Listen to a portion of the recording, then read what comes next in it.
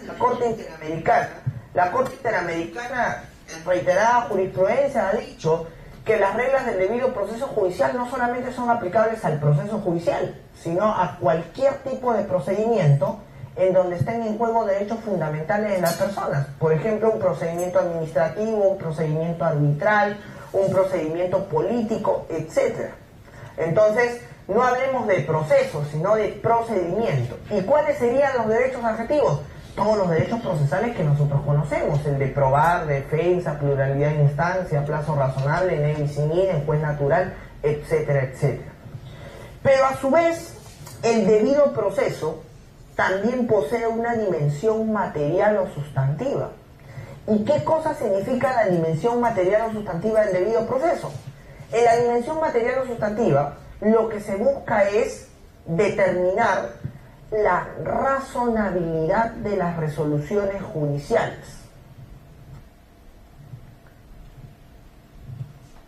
Determinar la razonabilidad de las resoluciones judiciales en aras de que esta resolución no termine afectando arbitrariamente otros derechos constitucionales.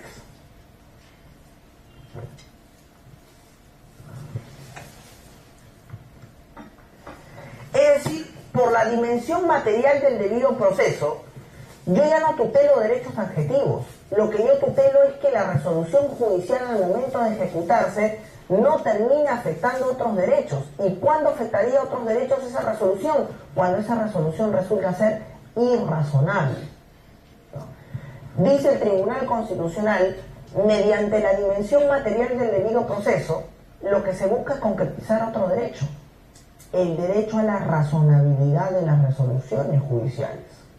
Entonces, el debido proceso en su dimensión material concretiza un derecho, sí, el derecho a la razonabilidad de las resoluciones judiciales. ¿Y qué significa el derecho a la razonabilidad de las resoluciones judiciales? Lo que significa es que las resoluciones judiciales al momento de ejecutarse no terminen afectando arbitrariamente otros derechos constitucionales. Entonces el debido proceso tiene dos dimensiones, la dimensión formal y la dimensión material. La mezcla del debido proceso más la tutela jurisdiccional efectiva construyen lo que se denomina la tutela procesal efectiva. Y volvemos a recalcar que si te afectan la tutela procesal efectiva, estaríamos frente a un proceso irregular pasible de ser cuestionado vía amparo. Pero hay un requisito adicional también que te dice el código del artículo 4. Tú solamente podrás interponer un amparo contra resolución judicial, y eso no solamente va para el amparo, también va para el habeas corpus, porque recordemos que en el habeas corpus traslativo tú también puedes determinar y tutelar afectaciones al debido proceso o tutela jurisdiccional relacionados a la libertad. O sea, en otras palabras, en el habeas corpus traslativo yo puedo interponer habeas corpus versus resolución judicial. Por supuesto que sí. ¿Y cuál sería la diferencia entre un habeas corpus versus resolución judicial y un amparo versus resolución judicial? La diferencia va a ser la siguiente: que yo interpongo un habeas corpus contra resolución judicial cuando esa resolución judicial me afecta la tutela procesal efectiva, que es la tutela jurisdiccional o el debido proceso, pero siempre relacionados a la libertad individual. Si está relacionado a la libertad individual, habeas corpus contra resolución judicial, una modalidad de habeas corpus traslativo. Pero si se afecta la tutela jurisdiccional y el debido proceso y no tiene nada que ver con la libertad individual, estamos directamente frente a un amparo contra resolución judicial. Lo común del habeas corpus contra resolución judicial y del amparo contra resolución judicial, el mismo artículo 4 te lo va a decir. ¿Cuál es lo común? El segundo requisito: la firmeza de la resolución. Se requiere para cuestionar una resolución judicial, ya sea mediante habeas corpus o amparo, que la resolución judicial sea firme. Pero no cualquier firmeza. El código dice bien claro: se requiere que la resolución judicial sea firme por ejecutoriada, mas no por consentida. El código prohíbe interponer un amparo o habeas corpus contra una resolución judicial firme por consentida. Oye, ¿y qué significa? O sea, ¿qué significaría que yo interponga una resolución un habeas corpus o amparo contra resolución judicial firme por ejecutoriada? Que yo haya agotado todos los recursos impugnatorios. y ya no tenga más que cuestionar esa resolución. En el otro caso, en la resolución judicial firme por consentida, yo más bien dejé consentir la resolución, es decir, no impugné, no utilicé los recursos. Y si no utilicé los recursos, ¿qué voy a reclamar? Pues en habeas corpus o amparo. Yo solamente reclamaré un habeas corpus o amparo cuando agoté todos esos recursos impugnatorios y ya no tengo más que agotar y considero que esa resolución judicial me afecta a mi derecho fundamental. Ahí yo puedo interponer el amparo o el habeas corpus, dependiendo del caso, ¿no? Entonces, el segundo requisito es que la resolución judicial sea firme por ejecutoria.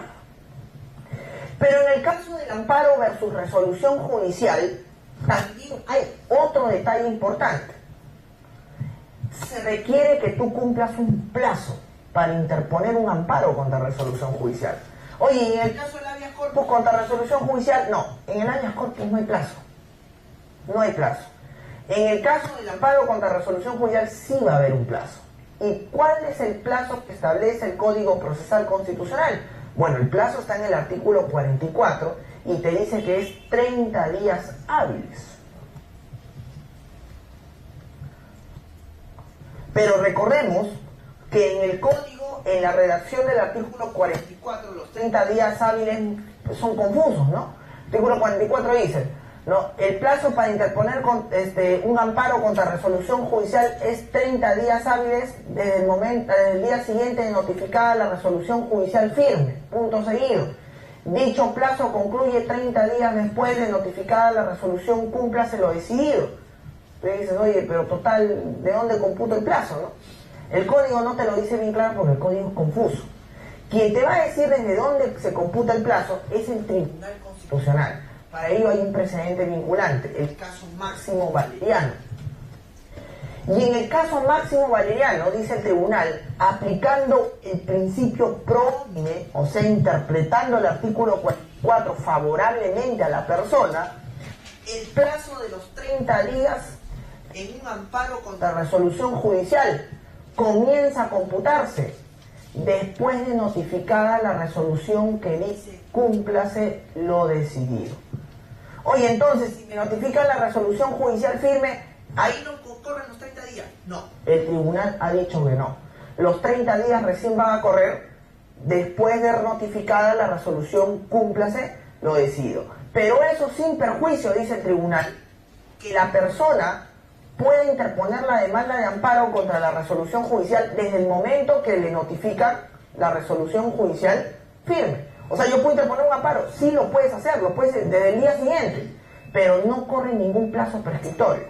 El plazo recién va a comenzar a correr cuando te notifican la resolución cúmplase lo decidido. Ahí sí, después de notificar al día siguiente ya tienes 30 días más, pero si notifican la resolución judicial firme, no corre plazo alguno. Tú puedes interponer la demanda de igual manera, sí lo puedes hacer, pero no hay plazo, ¿no? Entonces, que quede claro que el plazo para interponer un amparo contra resolución judicial firme comienza a correr, según el tribunal en el precedente Máximo Valeriano, después de notificada la resolución que dice cúmplase lo decidido, no desde el momento que te notifican la resolución firme.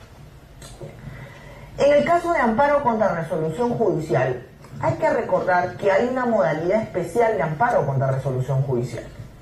Y esa modalidad de amparo contra resolución judicial que está viniendo constantemente es la famosa modalidad de amparo contra amparo.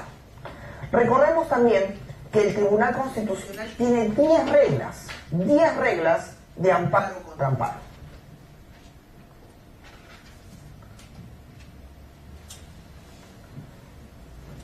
¿Cuáles son las famosas reglas de amparo contra amparo?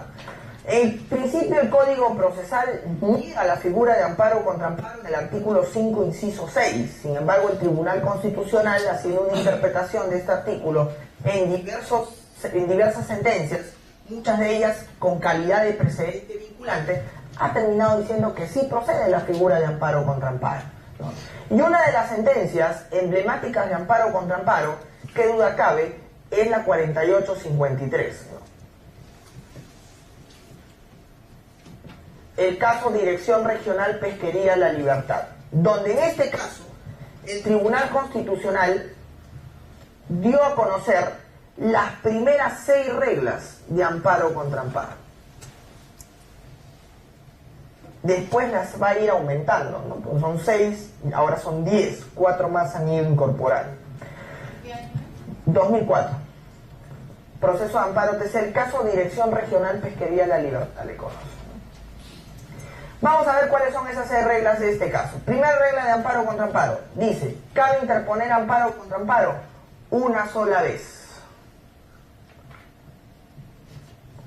Una sola vez para evitar pues esto de que se puede interponer un amparo contra amparo, del amparo, ¿no? Es amparo contra amparo y ahí culminó la situación. Otra regla de amparo contra amparo es que no procede interponer amparo contra un amparo proveniente del Tribunal Constitucional.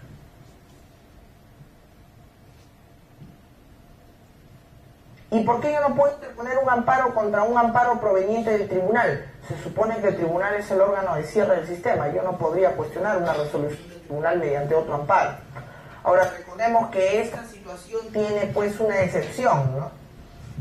Ya ahora el tribunal nos dice que sí cabe una posibilidad de cuestionar una sentencia del tribunal vía amparo. Sería la 10ª regla de amparo contra amparo. Pero no es, digamos, no es tan, digamos, tan así, ¿no? De que se pueda traer abajo una sentencia del tribunal. Simplemente la regla es modular los efectos de la sentencia. Por eso pónganle un asterisco ahí. En principio, no cabía cuestionar un amparo contra un amparo proveniente del Tribunal Constitucional, porque el TC es el órgano del cierre del sistema. Una tercera regla de amparo contra amparo. Procedería amparo contra una resolución de segunda instancia que declara fundada la demanda, pero que afecta el contenido esencial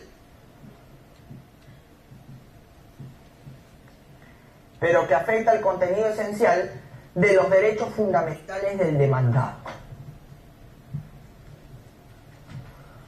En principio esta regla tiene una razón de ser. Se supone que si en segunda instancia se declara fundada la demanda, ya no puede el demandado interponer ningún tipo de recurso impugnatorio, porque la Constitución bien claro dice que solamente acudiría al tribunal el demandante cuando hay una resolución denegatoria. Y si la resolución es estimatoria en segunda instancia, el demandado no puede interponer recurso agravio. Pero ¿qué pasa si el demandado considera que esa resolución que declara fundada la demanda afecta sus derechos fundamentales en el extremo de sus contenidos esenciales? Entonces el tribunal le dice, si usted considera eso, interponga su amparo contra resolución de segunda instancia que declara fundada la demanda y que afecta el contenido esencial de los derechos fundamentales del demandado. Cuarta regla de amparo contra amparo. Procede y se demanda de amparo contra una resolución de segunda instancia que declara infundada o improcedente la demanda,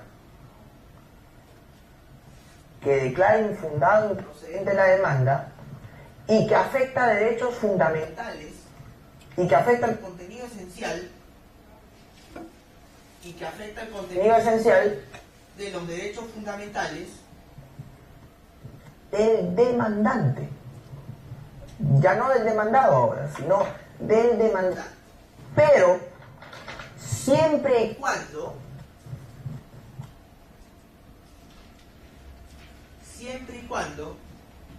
se haya vencido el plazo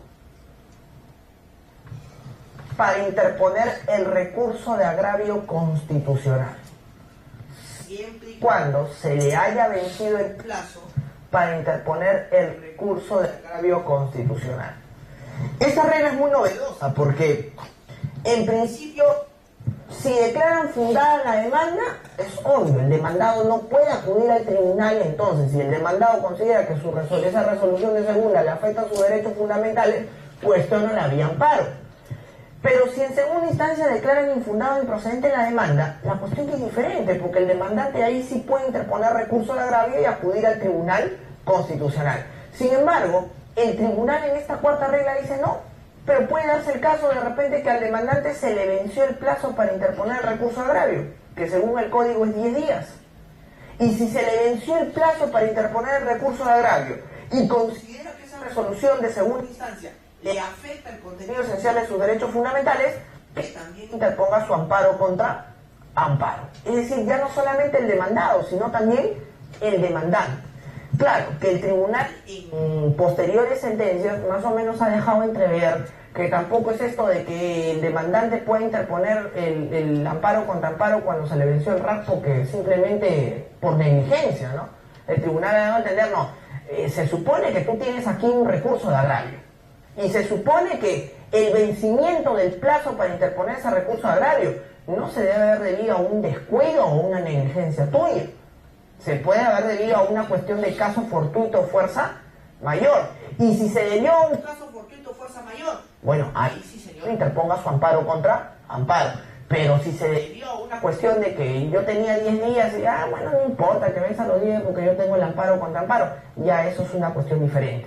Y ahí estaríamos hablando de una negligencia, ¿no? Y por lo tanto ahí el juez constitucional tendría que calificar, declarar improcedentes a demanda. O sea, ha dejado entender que esto de vencer el plazo no es algo también arbitrario, sino que el demandante podría interponer su amparo contra amparo, venciéndose el plazo del RAC, pero acreditando que ese vencimiento es producto de un caso fortuito o fuerza mayor, ¿no? Entonces, para cuestionar esa resolución vía amparo contra amparo. Una quinta regla del amparo contra amparo es que también procede contra resolución de segunda instancia que afecta el contenido esencial de los derechos fundamentales de un tercero legitimado. También procede contra una resolución de segunda instancia que afecta el contenido esencial de los derechos fundamentales de un tercero legitimado.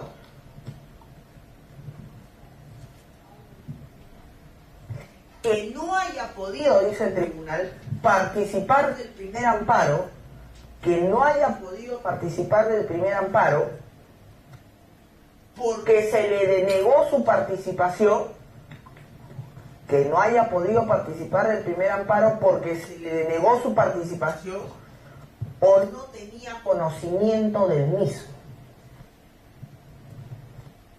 Porque se le denegó su participación o no tenía conocimiento del mismo.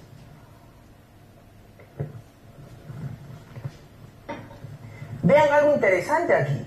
Ya en esta quinta regla, ya no estamos hablando ni del demandado ni del demandante.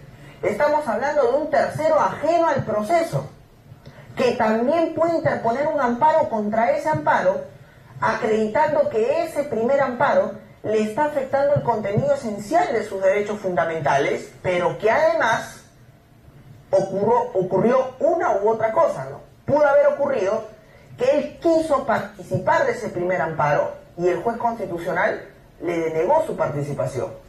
O puede haber ocurrido que el tipo tenía desconocimiento de ese primer amparo. Entonces, si se le deniega su participación o no tiene conocimiento del primer amparo, dice el tribunal, puede cuestionar esa resolución de segunda instancia de un primer amparo mediante otro amparo. Estamos hablando aquí ya de un tercero legitimado, pero tiene que acreditar cualquiera de las dos situaciones. Quise participar y me denegaron, o simplemente, no, yo no tenía, juez constitucional, yo no tenía conocimiento de ese amparo, que finalmente me está terminando afectando mis derechos fundamentales. Entonces tenemos la quinta regla. Y la sexta regla, procede también interponer amparo contra amparo contra una resolución de segunda instancia que inobserva, contraviene o atenta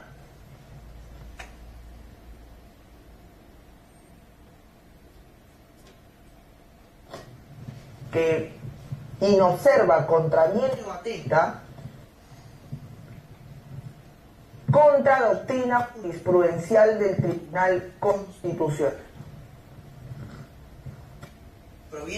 Procede amparo contra resolución de segunda instancia que inobserva, contraviene o atenta con doctrina jurisprudencial del Tribunal Constitucional.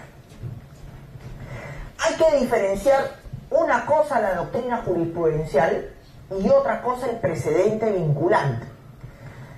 ¿Qué cosa es la doctrina jurisprudencial? La doctrina jurisprudencial vendría a ser las resoluciones reiterativas del tribunal en casos similares. No estamos hablando de casos idénticos, sino resoluciones reiterativas del tribunal en casos similares. La doctrina jurisprudencial vinculante vendría a ser nada más y nada menos que la jurisprudencia vinculante del tribunal. En cambio, el precedente vinculante son sentencias del Tribunal Constitucional que dan un supuesto idéntico al que dio origen al precedente. Aquí ya no estamos hablando de supuestos o casos similares, sino que acá estamos hablando de casos idénticos. ¿Cuál es la diferencia entonces entre el precedente y la jurisprudencia? Hay varias diferencias, pero hay una diferencia central, que en la jurisprudencia hablamos de casos similares, en cambio en el precedente hablamos de casos homólogos o idénticos. En este supuesto estamos hablando de la jurisprudencia vinculante. Dice el tribunal, procederá a interponer un amparo contra amparo cuando la resolución de segunda instancia proveniente del primer amparo ha inobservado, ha contravenido o ha atentado con doctrina jurisprudencial que yo he emitido. Y esa doctrina jurisprudencial vendría a ser la jurisprudencia vinculante. Entonces, aquí tenemos las 6 reglas de amparo contra amparo. Pero, como les digo, hubieron 4 más que se han ido incorporando y que tenemos que conocerlas. La 7ª regla es la que figura en una sentencia que también constituye precedente vinculante de manera informal, se podría decir. El expediente 3908-2007, proceso de amparo TC, el caso Provías. En el caso Provías, el Tribunal Constitucional incorpora una nueva causal, un nuevo supuesto, una nueva regla de amparo contra amparo. ¿Y cuál es la nueva regla de amparo contra amparo? Procede, dice el tribunal, amparo contra resolución de segunda instancia que inobserva, atenta o contraviene un precedente vinculante emitido por el tribunal.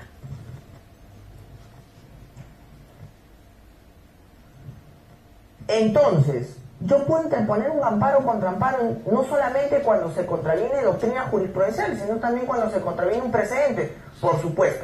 Esa nueva regla fue la que se sumó en esta sentencia. Es decir, amparo contra amparo no solamente cuando la segunda instancia inobserva doctrina jurisprudencial, sino también cuando inobserva un precedente vinculante. Ya vamos hasta ahí 7 reglas. Vamos a la 8ª regla.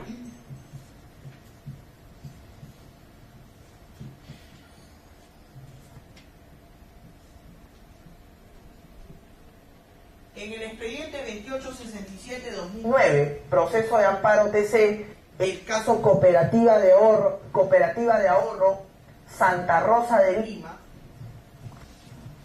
Cooperativa de Ahorro Santa Rosa de Lima, el Tribunal Constitucional emitió una 8ª regla de amparo contra amparo. ¿Y cuál es esa 8ª regla de amparo contra amparo? Procede amparo contra amparo siempre y cuando se haya ejecutado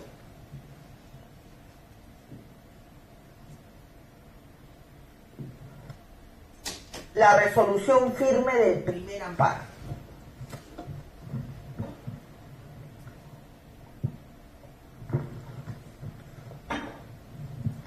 Y esto en virtud de lo que dice el artículo 22 del Código Procesal Constitucional. Si nosotros revisamos el artículo 22 del Código Procesal Constitucional, dice: las sentencias de dar, hacer o no hacer en un proceso constitucional son de efecto inmediato. Y entonces dice el tribunal: si usted quiere cuestionar un amparo mediante otro amparo, lo primero que usted tiene que acreditarme aquí es haber cumplido el primer amparo. Porque si no, esta situación también se puede tergiversar y usted va a utilizar el amparo contra amparo ¿para qué? Para dilatar el cumplimiento del primer amparo, es decir, para hacer una jugada arbitraria. Entonces, para evitar esas situaciones y dañar a los ganadores del primer amparo, que pueden haber ganado legítimamente ese primer amparo, usted demuéstreme que ha ejecutado el primer amparo y después lo cuestiona. Es decir, ejecute primero y reclame después. Entonces, ahí tenemos la octava regla. Procede amparo contra amparo, siempre y cuando se haya ejecutado la resolución firme del primer amparo. Novena regla de amparo contra amparo. Llevamos 8, ahora vamos a la novena. Procede amparo contra amparo también en el expediente 0009-4019-2010, proceso de amparo TC, caso Roberto Alca. En el caso Roberto Alca, el tribunal dijo que procedía amparo contra amparo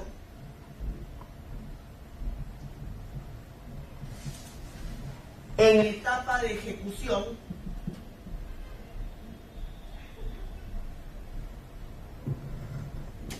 del primer amparo. Procede amparo contra amparo en etapa de ejecución del primer amparo. ¿Y cuál va a ser la finalidad de este segundo amparo contra amparo? Justamente concretizar un derecho fundamental, el derecho a la ejecución y eficacia de la resolución judicial. Es decir, si no ejecutan el primer amparo, yo puedo cuestionar esa etapa de ejecución mediante otro amparo. Sí, es una novena regla. Puedes interponer un amparo contra amparo en etapa de ejecución del primer amparo. ¿Y qué es lo que buscas aquí? Que se concretice tu derecho a la ejecución y eficacia de la resolución judicial. Caso Roberto Alca. Y el último caso, la décima regla de amparo contra amparo. No tengo el expediente en mente, pero les voy a decir el caso. Es el caso Cerro Prieto, donde el tribunal dice que también procede amparo contra amparo contra un amparo proveniente del Tribunal Constitucional. O sea, procede amparo contra amparo proveniente del Tribunal Constitucional, pero no para cambiar la sentencia del tribunal, sino solo para modular los efectos de la misma. No para cambiarla. No cambias la sentencia del tribunal, sino simplemente lo que vas a hacer con este amparo contra amparo del Tribunal Constitucional es modular los efectos de la sentencia del Tribunal Constitucional, ¿no? El caso emblemático de este caso Cerro Prieto, y se interpuso una demanda de amparo, una persona contra el Estado porque decía que el Estado le había expropiado indebidamente sus terrenos. El caso llegó al Tribunal Constitucional, el tribunal dijo sí, fundada la demanda porque no se ha cumplido con la ley de expropiación y por lo tanto le está vulnerando su derecho a la propiedad. Estado, devuélvele el terreno a la persona. Salió la sentencia del tribunal, la sentencia fue a ejecutarse por parte de un juez de ejecución, se llega al terreno y se encuentran con que el terreno ya no era del Estado, sino que el Estado se lo había vendido a un tercero, que justamente era la empresa Cerro Prieto. Y la empresa Cerro Prieto dice, no, yo qué culpa tengo que te hayan expropiado un terreno indebidamente, ya el terreno es mío. La persona insiste y ante esa situación es que la empresa Cerro Prieto decide interponer una demanda de amparo contra la sentencia del Tribunal Constitucional. Y dice la empresa Cerro Prieto que la sentencia del tribunal le está afectando su derecho a la propiedad. El caso vuelve a llegar al tribunal y el Tribunal Constitucional dice, bueno, es que acá ha habido un problema. Ni el señor ni el Estado me dijeron que el terreno ya estaba a nombre de un tercero, que obviamente no ha podido ejercer su derecho de defensa. Entonces aquí definitivamente yo no podría dejar en desprotección a esta empresa. Yo había dicho en la 4853 que no cabía interponer un amparo contra amparo proveniente de mi instancia, porque yo soy el órgano de cierre. Sin embargo, en un caso como este voy a tener que relativizar la situación. Y a partir de ahora sí, va a caber un amparo contra amparo proveniente del Tribunal Constitucional, pero no para cambiar la sentencia, sino simplemente para efectos de modular, ¿no? De modularla. ¿Por qué? En este caso, señor, va a ser imposible que que le devolvamos el terreno, porque ya el terreno está en nombre de un tercero. Pero lo que vamos a hacer, ¿qué cosa es? Estado, págale una indemnización. Dice el tribunal, ahí yo no estoy cambiando mi sentencia, porque mi sentencia sigue siendo fundada. Lo que estoy haciendo, ¿qué cosa es? Dándole unos nuevos efectos ante la situación que ha ocurrido, ¿no? Entonces, la 10ª regla de amparo contra amparo es que cabe amparo contra amparo proveniente del tribunal, pero no para cambiar la sentencia del tribunal, sino para modular sus efectos. Claro que eso es una situación bien debatible, porque en realidad se dice, ¿no? En realidad no debería ser un amparo contra amparo, porque la razón de un amparo contra amparo es tumbarse el primer amparo, y aquí no lo estás tumbando, aquí simplemente lo estás modulando. En realidad no sería una regla, pero el tribunal la considera como si fuera una 10ª regla de amparo contra amparo. Entonces, ahí tenemos las 10 reglas de amparo contra amparo. Ahora vamos a pasar a estudiar y recordar las causales de improcedencia. Dígame, doctora. Leyendo el balotario, Ajá. que ha salido de aquí mismo de FEC, hay una pregunta que dice que se interpone una acción de amparo contra los miembros de la sala, de una sala de la Corte Suprema y contra los miembros del Tribunal Constitucional. Ya. Se interpone un fulano de tal, se interpone un amparo contra los integrantes de la sala suprema y contra los miembros del Tribunal Constitucional. Ajá. Y dice, el juez declararía la demanda y le ponen respuesta fundada porque procede de este proceso de amparo contra los miembros del Tribunal Constitucional cuando se vulneran 3 derechos fundamentales. ¿Es eso cierto lo que han puesto ahí en el balotario? Porque no nos está dando como alternativa. A ver, bajo la regla que hemos estudiado, procedería un amparo contra sentencia del Tribunal Constitucional solamente a efectos de modular la sentencia, y cuando, por ejemplo, se afectan derechos fundamentales de la persona y que no ha podido ejercer su derecho de defensa. Por ejemplo, en el caso Cerro Prieto, el tribunal, ¿cuál es la razón por la cual el tribunal dice yo voy a permitir que proceda un amparo contra mi sentencia? Porque la empresa Cerro Prieto no ha podido ejercer su derecho de defensa, y porque no ha ejercido su derecho de defensa, entonces cabe amparo contra amparo proveniente del tribunal, pero no para cambiar mi sentencia, sino solamente a efectos de modularla. Entonces, bajo ese criterio que aplica el tribunal, yo podría interponer un amparo contra la sentencia del tribunal cuando la sentencia del tribunal me afecta a algún derecho fundamental y donde yo no he podido ejercer mi derecho de defensa. ¿No? Pero ¿qué con lo que dice cuando se afectan 3 derechos fundamentales? O sea, no necesariamente tiene que ser... No necesariamente, lo que tengo que acreditar es que me afecta la sentencia del tribunal me afecta mis derechos. Nada más. Eso es lo que dice. Cualquiera de los derechos. En todo caso ahí tendríamos que decir cualquier derecho, pero vuelvo a insistir, no para cambiarla, sino para modular los efectos. En este caso, por ejemplo, ¿cuál era el derecho que se le vulneraba que la sentencia del tribunal vulneraba a Cerro Prieto? Su derecho de defensa. Y también su derecho a la propiedad, porque estamos dando cuenta que le estaban queriendo quitar cuando él no había tenido la culpa. Entonces ahí, por ejemplo, estamos hablando de los derechos. Pueden ser otros derechos también, ¿no? Habría que ver el caso en concreto, ¿no? Habría que ver el caso en concreto.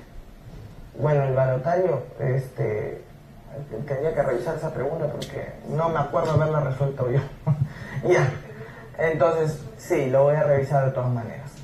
Muy bien, vamos ahora a ver las causales de improcedencia para el proceso de amparo.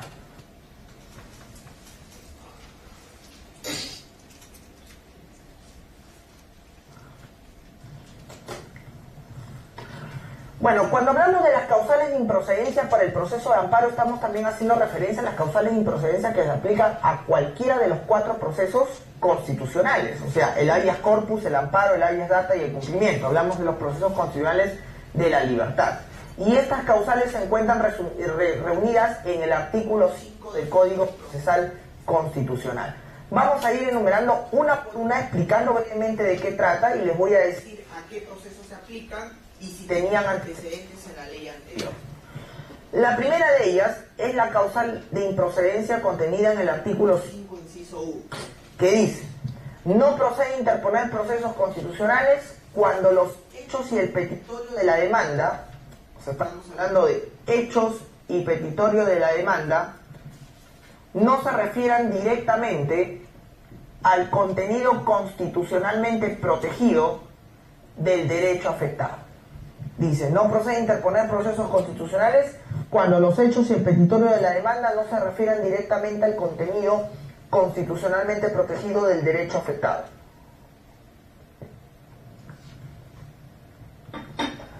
Resulta que esta causal de improcedencia no tiene antecedentes y además esta causal de improcedencia se aplica a los 4 procesos constitucionales, o sea, es aplicable al habeas corpus, es aplicable al amparo, es aplicable al habeas data y es aplicable al proceso de cumplimiento.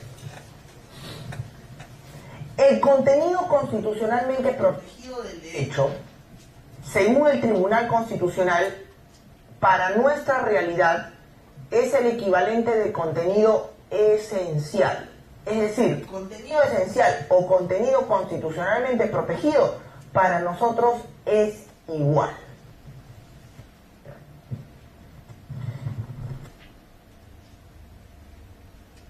¿Cómo yo hallo el contenido esencial o determino el contenido esencial de un derecho? No. El Tribunal Constitucional, para hallar el contenido esencial de un derecho, recurre a una teoría, o una de las 3 teorías conflictivas que el tribunal utiliza, que es la teoría institucional. Mediante la teoría institucional, yo voy a determinar el contenido esencial de un derecho en base a 2 elementos. Los elementos normativos y los elementos extranormativos. Los elementos normativos son aquellos documentos en donde yo voy a encontrar los aspectos esenciales de un derecho fundamental que me conducen a su núcleo duro. ¿Cuáles serían esos elementos normativos? En primer lugar, la Constitución. En segundo lugar, los tratados sobre derechos humanos. En tercer lugar, las leyes que desarrollan los derechos fundamentales. En cuarto lugar, la jurisprudencia del Tribunal Constitucional. Y en quinto lugar, la jurisprudencia de los organismos internacionales.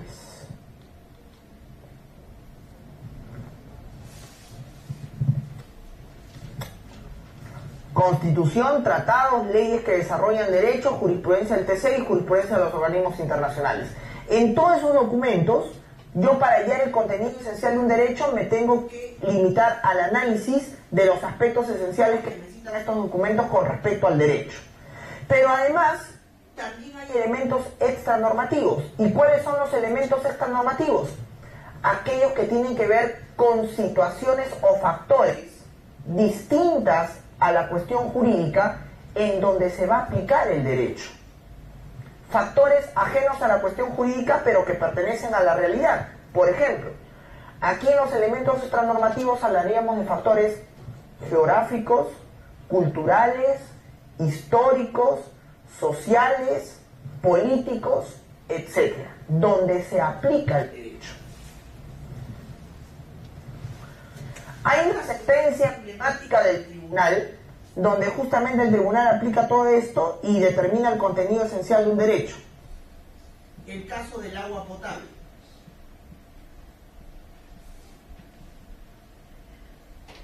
Para determinar el derecho fundamental al agua potable y llegar a su contenido esencial, el Tribunal Constitucional utilizó tanto elementos normativos como elementos extranormativos. ¿Cuáles fueron los elementos normativos para determinar el nuevo derecho fundamental al agua potable? Por ejemplo, la Constitución. Y ahí el tribunal dijo que el derecho al agua potable se desprendía del derecho a la vida, del derecho a la integridad, del derecho a la salud. También habló de los tratados sobre derechos humanos, que ratifican esos derechos. Habló también de elementos extranormativos, como por ejemplo los efectos del cambio climático y la importancia que tiene el agua en ciertos sectores sociales en nuestro país. Y ahí, por ejemplo, dijo que, basándonos en esto, estamos hablando de que el agua no solamente tenía que ser gratuita, sino también tenía que tener calidad y además suficiencia, o sea, gratuidad, calidad y suficiencia. O sea, todos esos elementos de su contenido esencial del agua potable salen aplicando la teoría institucional, elementos normativos y extranormativos. Entonces, La causal de improcedencia del artículo 5, inciso 1, se refiere al contenido esencial. Para nosotros, contenido constitucionalmente protegido es equivalente o es igual a contenido esencial. Luego tenemos la causal de improcedencia del artículo 5, inciso 2, que dice que no proceden los procesos constitucionales cuando existan vías igualmente satisfactorias.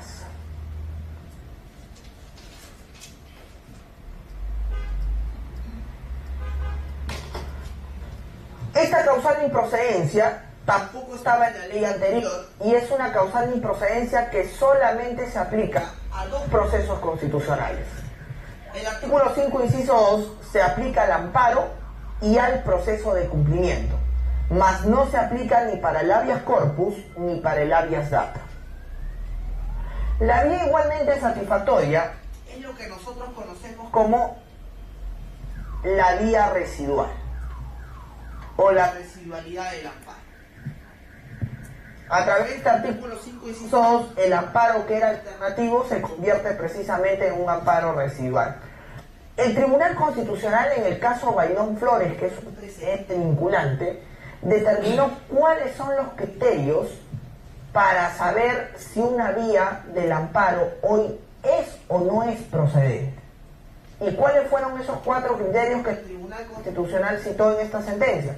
Fueron los siguientes. Primer criterio que el juez debe tener en cuenta para ver si admite o no la demanda de amparo en esta cuestión de la residualidad. Primer criterio, que la demanda se refiere al contenido esencial de un derecho. Segundo criterio, que no haya que actuar medios probatorios. Tercer criterio, que haya peligro de daño irreparable. Claro, doctora. A ver, le voy diciendo los criterios. Primer criterio, que la demanda se refiere al contenido esencial. Ese primer criterio guarda relación con el primero, ¿no? Que los hechos y el petitorio se refieren al contenido constitucionalmente protegido. Segundo criterio, que no haya que actuar medios probatorios. No se debe actuar medios probatorios porque recordemos que en el amparo no hay etapa probatoria. Y si tienes que actuar medios probatorios para determinar si se afecta o no el derecho, tendrás que irte a la vía ordinaria, más no en el amparo. Tercer criterio, que haya peligro de daño irreparable. Obviamente, ¿por qué tú vas a recurrir al amparo en caso de un peligro de daño irreparable? Porque la vía judicial ordinaria tiene etapas que demoran más, frente al amparo que tiene etapas más cortas. Y cuarto criterio, que la vía judicial ordinaria no sea idónea ni eficaz. ¿Qué significa que la vía judicial no sea idónea ni eficaz? Significa que la vía judicial no tutele tu derecho de la manera como tú quisieras que tu derecho sea tutelado. Recordemos que esos 4 criterios son establecidos como precedente vinculante y se tienen que aplicar al momento que el juez constitucional determina si la demanda de amparo es o no es admitida a trámite hoy en día.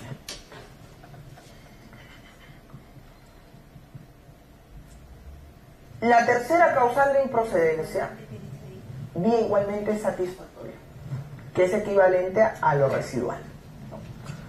La tercera causal de improcedencia es la del artículo 5, inciso 3, aquella que dice que no procede interponer procesos constitucionales cuando el afectado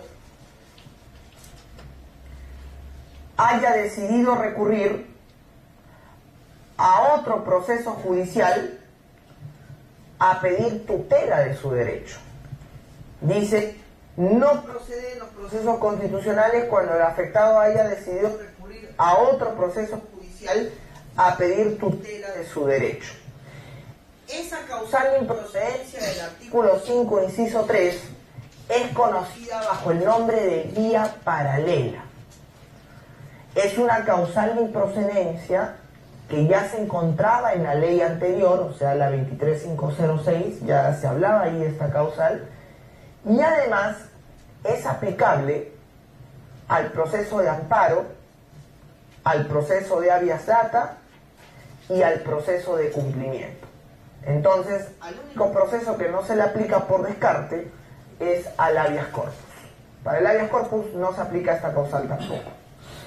¿Qué cosa es la vía paralela? Entendamos que la vía paralela es, si yo recurrí al proceso judicial ordinario, por ejemplo un proceso laboral por despido, me despidieron arbitrariamente, yo interpuse mi demanda laboral de indemnización por despido arbitrario, y estando en trámite mi proceso laboral, yo decido recurrir al amparo para querer reposición, ya el amparo se convertiría en una vía paralela. ¿Por qué? Porque yo ya recurrí voluntariamente al proceso judicial ordinario a pedir tutela de mi derecho. Y estando en trámite ese proceso, me voy al amparo. Si hago eso, inmediatamente esa situación va a acarrear que yo incurra en el artículo 5, inciso 3, y por lo tanto mi demanda de amparo, al convertirse en una vía paralela, va a ser declarada improcedente, ¿no? Entonces, esa es la situación de la vía paralela. Vamos al artículo 5, inciso 4 del Código. Dice, no procede interponer procesos constitucionales cuando no se hayan agotado las vías previas. Cuando no se haya agotado las vías previas. Esta causal de improcedencia del artículo 5, inciso 4, solamente es aplicable al amparo. ¿Estaba en la ley anterior? Sí, ya estaba en la ley anterior, y en este caso solamente es aplicable al amparo. ¿Eso qué quiere decir? Que esta causal de improcedencia de la vía previa no es aplicable ni para el habeas corpus, ni para el habeas data, ni para el cumplimiento. Para ninguno de los tres. Solamente para el amparo. ¿Y qué cosa es la vía previa? La vía previa es la vía prejudicial. La vía administrativa que yo tengo que agotar obligatoriamente antes de recurrir al proceso de amparo, antes de interponer mi demanda de amparo. La regla para interponer una demanda de amparo es que yo agote la vía previa, pero como toda regla, tiene excepciones. Y esas excepciones para no agotar la vía previa se encuentran en un artículo, el artículo 46 del Código Procesal Constitucional. Ahí en el artículo 46 yo voy a encontrar 4 excepciones para no agotar la vía previa. ¿Y eso qué significa? Que si yo incurro en alguna de esas excepciones, ya no agoto la vía previa y de frente interpongo mi demanda de amparo. ¿Cuáles son esas 4 excepciones que se encuentran establecidas en el artículo 46? Recordemos, la primera excepción: no será necesario o exigible agotar la vía previa cuando una resolución administrativa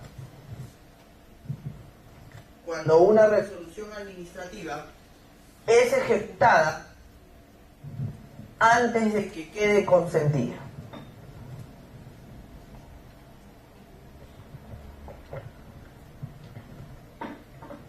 Cuando una resolución administrativa es ejecutada antes de que quede consentida.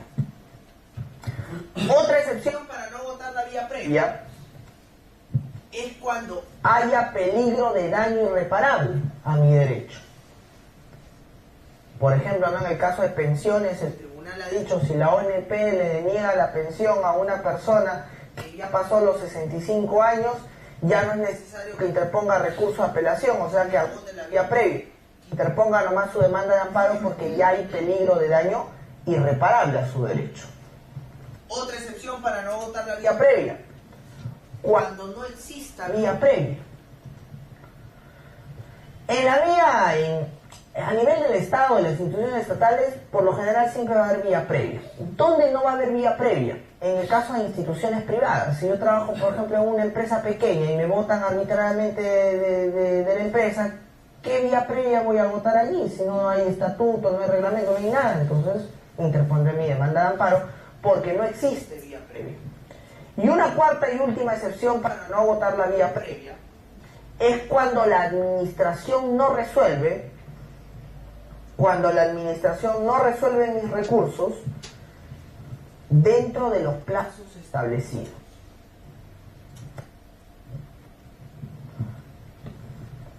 Cuando la administración no resuelve mis recursos dentro de los plazos establecidos. Hasta aquí las 4 excepciones que menciona el Código Procesal Constitucional.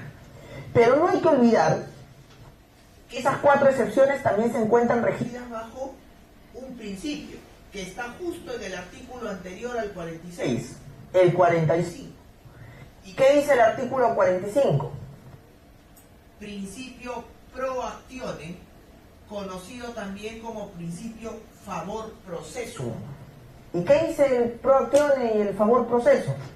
Artículo 45 dice: en caso de duda si se agota o no se agota la vía previa, el juez constitucional tiene que decidirse porque se agota la vía previa y darle trámite a la demanda de amparo. ¿Cómo se llama ese principio? Pro actione o favor proceso. Es decir, si el juez constitucional duda en cualquiera de estas excepciones, si se aplicaron o no al caso, el juez constitucional admite a trámite la demanda porque está regido por el pro actione. En caso de duda si se agotó o no se agotó, me inclino porque se agota. Hasta aquí entonces las 4 excepciones que establece el Código. Pero no hay que olvidar que el Tribunal Constitucional también vía jurisprudencial ha añadido 2 excepciones más para no agotar vía previa, que no están en el Código, pero están en las sentencias del Tribunal. Una quinta excepción para no agotar la vía previa es la que